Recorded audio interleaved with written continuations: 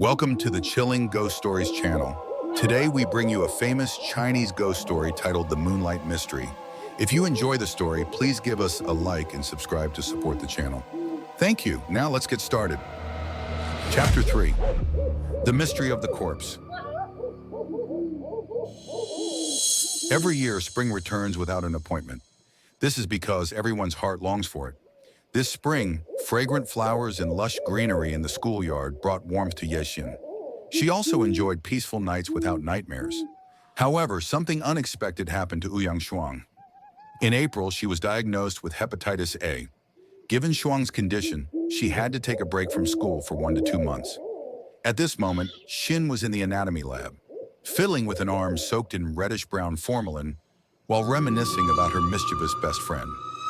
Since their daring venture into the anatomy building late one night, the two of them had gradually stopped paying attention to ghost stories. They occasionally studied the mysteries of the 405 murder case, but due to their heavy coursework, numerous school activities, and lack of resources, they didn't know where to start. Besides, living amidst the verdant trees of the campus, basking in the radiant sunlight, they gradually became like everyone else, accepting these creepy tales as mere coincidences and no longer bothering to think about them. After 3 days of Shuang resting to recuperate, Yè Xīn, who always considered herself a strong, independent person, began to feel somewhat disoriented. It wasn't surprising. Ever since starting university, the two had been almost inseparable. After that autumn night when they ventured into the anatomy lab together, their bond grew even stronger. Now, with Shuang temporarily absent, Xin found herself struggling with a sense of emptiness. However, Xin scolded herself, annoyed for feeling so weak over her friend's temporary absence. She recalled winter break when her mother was filing for a divorce, crying and advising her, "Never tie your emotions too tightly to anyone." Her mother said this because for years she had been stuck in resentment over her husband's lack of ambition, a bitter regret over a failed marriage. But then Xin wondered if she was overthinking. Her friendship with Shuang was pure, and the current instability would soon return to normal with time. Hadn't she been weighed down by her parents' divorce too? She had cried, blamed them, and even run away from home. Yet things had since calmed down. When her mom or dad called her now, they still spoke lovingly, didn't they? Not wanting to dwell on the void Shuang had left, Xin threw herself into her own little world, the school's broadcasting station. The senior station manager, who was about to graduate, noticed Xin's increasingly polished speaking skills and nominated her as the next station manager. It was spring, and the school's cultural activities were in full swing. The head of the student union's cultural committee, overwhelmed with work, recruited Xin as an assistant to help prepare several performances and competitions. Xin had contributed a lot to the student union, yet as she stood in the quiet anatomy lab, she thought of Shuang again. "Xin, are you heartbroken?" Tan Lei softly teased the slightly distracted Yè Xīn. This semester, since starting anatomy class, Lei had become much bolder, but still didn't dare enter the anatomy lab alone to study. She persuaded Xin to accompany her. Although they'd had lessons on the specimens during the day, the crowded, noisy environment made it hard to examine them closely. So in the evenings, students often gathered in the lab to study the various limbs scattered across the tables. These were parts of old cadavers, preserved in formalin for an unknown amount of time. Some muscle fibers had already loosened, and the pungent, sharp smell of formalin stung their noses. It wasn't exactly enjoyable, but at least it was better than studying freshly dead, blood-soaked bodies. Hin suddenly picked up a specimen of a human arm and raised it, pretending to hit Loi. "You're talking so much nonsense, even the dead might rise to hit you." Loi jumped in fright. "Deep Hin, you're supposed to be a refined lady from Jiangnan. Ever since following Ouyang San, you've learned to be mischievous." San again. Hin sighed to herself. That wild girl had really left her mark. Zhu Min, who was sitting nearby, chuckled softly. "Hin, you're thinking about San again. I thought with all your busy work at the broadcasting station, you'd have forgotten her by now. But it seems she's unforgettable." Chen Shi, who often hung out with Zhu Min, started humming the lyrics of Tong Angei's song, "Unforgettable. Unforgettable. Your tears. Unforgettable, your graceful charm. These kinds of teasing remarks were ones Hin had heard often and didn't take to heart anymore. Zhu Min then added, "Our class has been involved in so many activities lately that I hardly have time to study. Hin, you're awful for not helping me at all." Hin knew Min was half-jokingly extorting her and considered saying, "It's not like I didn't want to help, but every time I tried to step up, you politely declined, probably worried I had some ulterior motive. So what could I even do?" But fearing it might dampen the mood, she instead replied, "Well then, just call on me next time, and I'll follow your lead." "No way, don't say that. You're a big shot in the university student union, and I'm just a lowly class monitor. How could I dare to boss you around?" Chen Shi burst into hearty laughter. Hin laughed too. She focused on the specimen she was examining, but couldn't help wondering, if San were here, what sort of quirky response would she come up with to deal with all this teasing? Suddenly, the sound of shuffling footsteps startled her. Remembering the hunchbacked, bald old man she had once encountered late at night, Hin felt uneasy and quickly left the dissection lab. The anatomy lab, which also served as a classroom, was located on the ground floor of the anatomy building. There were two labs in the northern and southern wings, both close to the building's main entrance. Further inside were storage rooms, preparation rooms, and a small mysterious space whose purpose was unclear. At the end of the hallway was the mortuary processing room, where she and San had once encountered the hunchbacked man. Hin walked a few steps forward, but then hesitated, asking herself, "Why am I going to find that hunchbacked man? Just to say hello?" The stern look on his face last time clearly showed he didn't want to see me again. Why stir up trouble? Maybe just a quick visit to check in, she thought. It was now self-study period, and there shouldn't be any reason for him to lose his temper. Hin admitted to herself that her curiosity had gotten the better of her. She wanted to see if the hunchback man was handling the dead again, but he had mentioned that he only worked alone and never turned on the lights while working. So why were the lights on in the room? The lights were indeed on, but the hunchback man was nowhere to be seen. The metal bed in the small room was also empty. No corpse awaiting dissection. As San had mentioned, fewer people were donating their bodies to science in recent years, so perhaps she had been lucky to witness what she had last time.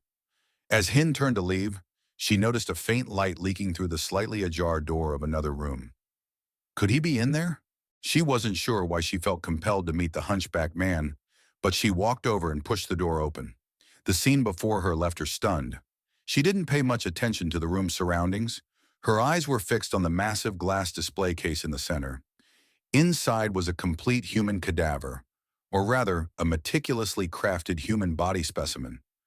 Every organ, bone, muscle, blood vessel, and nerve seemed to emit a faint phosphorescent glow. The entire structure was so exquisitely detailed that it gave the impression of being alive rather than a preserved specimen. Each component was labeled with its name in tiny Chinese and Latin script, adding to its scientific precision. Hin marveled at the intricate display for a while before feeling an eerie chill. The perfection of this creation seemed to defy the natural laws of the world. For instance, bones, muscles, blood vessels, and nerves were intricately intertwined in reality. But this specimen presented them as if suspended and layered in perfect alignment. It was as though Hin had gained X-ray vision, enabling her to see through the layers of the body and comprehend its complex anatomy instantly. The vibrant colors and lifelike quality of the specimen made it seem fresh, unlike the brownish-red, preserved specimens she was used to handling in the lab. What kind of preservation technique could achieve such miraculous results? The case had no visible light source, so where did the luminescence come from? Perhaps this is a breakthrough in high-tech science, Hin thought. With such a three-dimensional specimen, studying anatomy could become much more effective and engaging than working with outdated models. Before she could ponder further, a sharp bell rang out, signaling the end of the self-study period and the impending lights out. The hallways filled with the sound of students' footsteps as they left.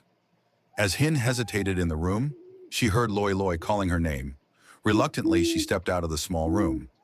Seeing her, Loi exclaimed, "Hin, what were you doing in there?" Jumin and Chen Shi, walking out of the classroom together, smiled in surprise.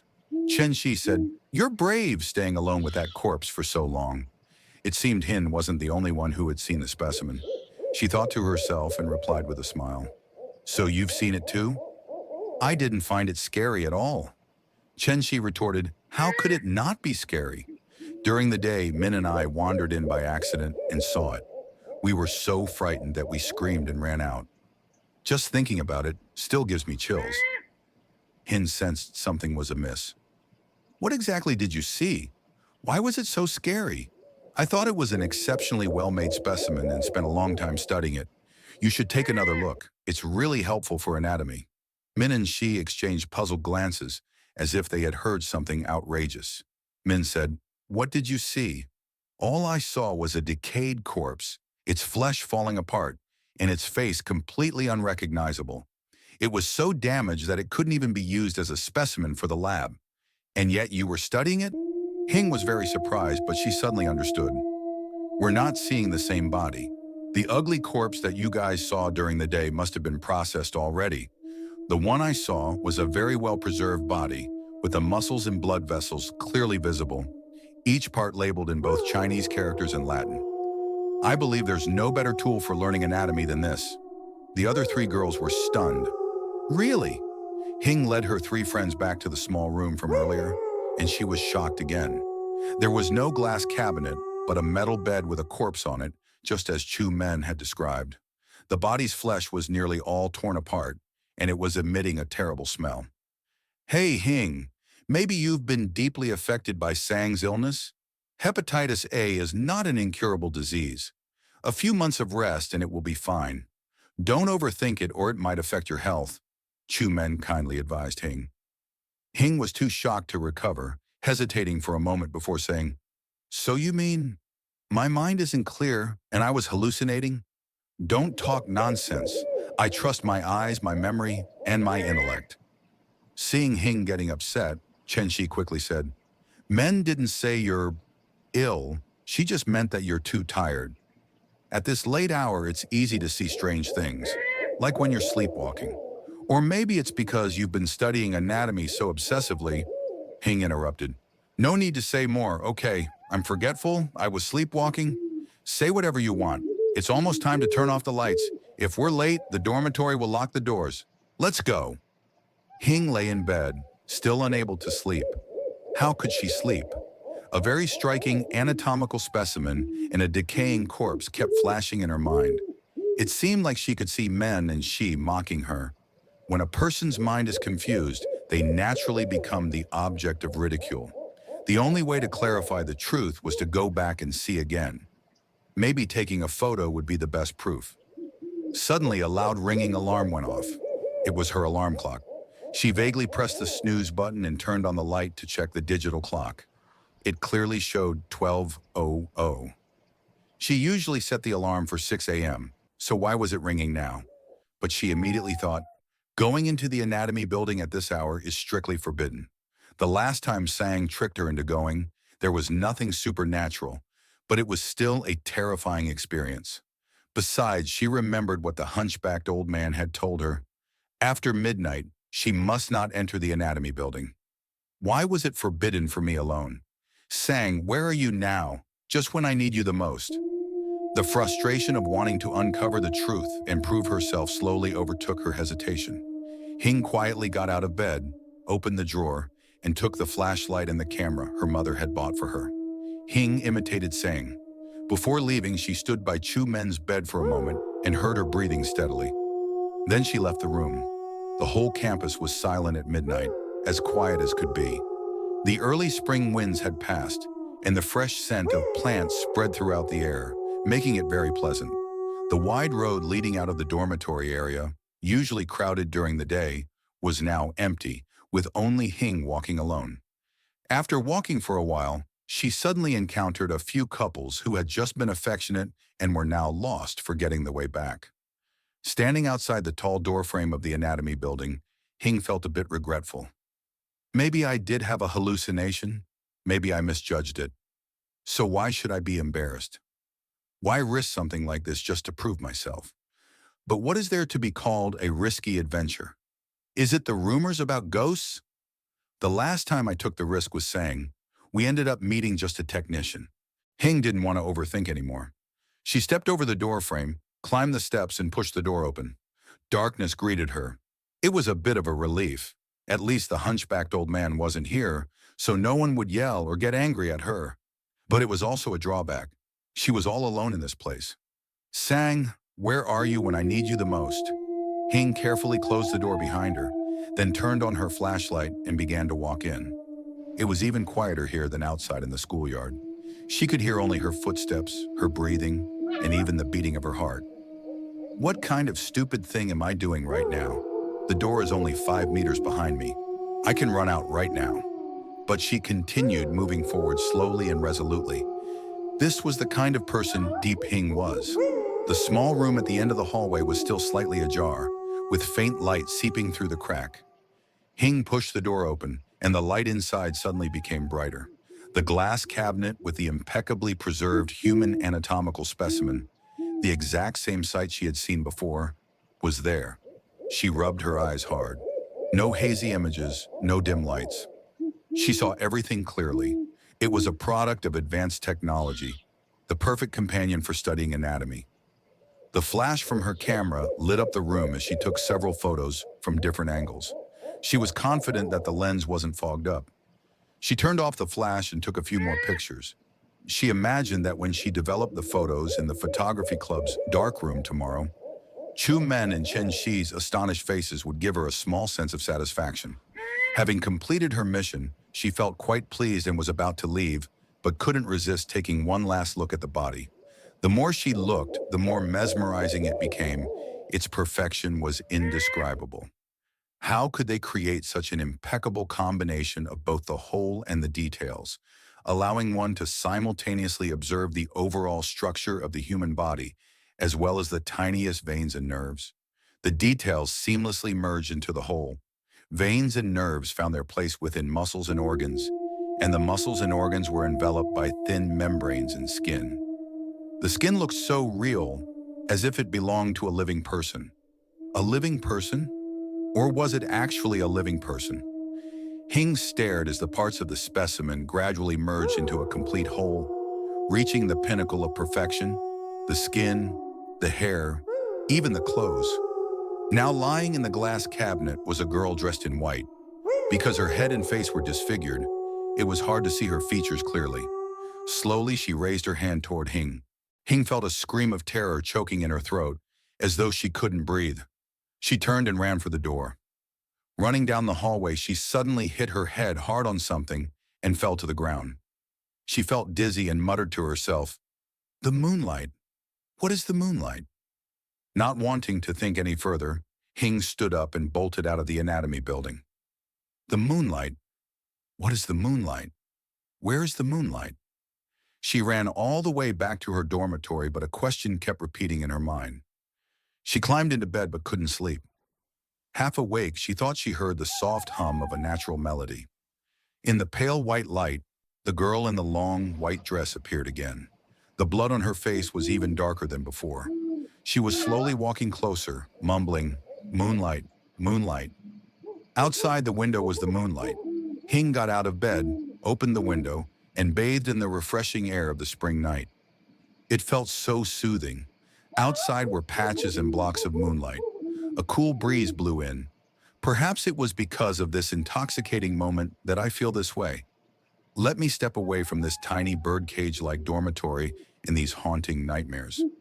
Outside the window is moonlight and the infinite fragrance of flowers to enjoy. And there was even Oduang Sang. Hing suddenly saw Sang standing in the courtyard below, staring directly at her. Startled, Hing shouted, "Sang!" But Sang, with a blank expression, just stood there motionless, slowly shaking her head. It was like awakening from a trance. Hing suddenly realized she was standing on the outer ledge of the window.